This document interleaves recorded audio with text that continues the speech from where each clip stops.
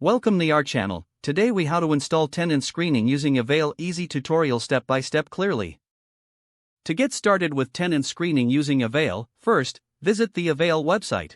Create an account if you don't have one, or log in if you do. Once logged in, navigate to your dashboard.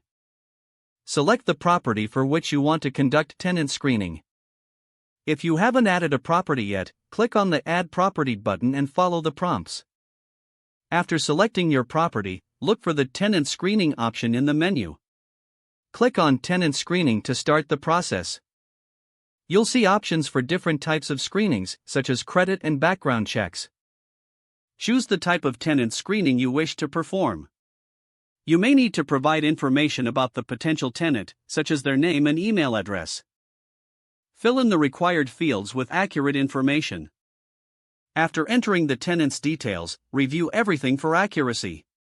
Once satisfied, click the Send Invitation button to proceed. The tenant will receive an email prompting them to complete their application. They will provide the necessary information and authorize the screenings. After the tenant submits their information, you will receive a notification. Return to your dashboard to check for updates on the screening status.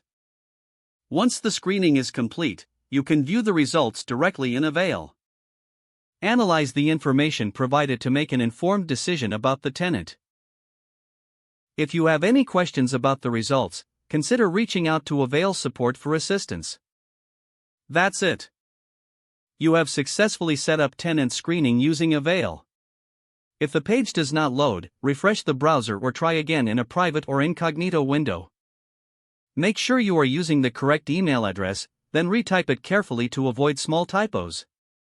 If your password is not accepted, use the reset option and create a new strong password you can remember.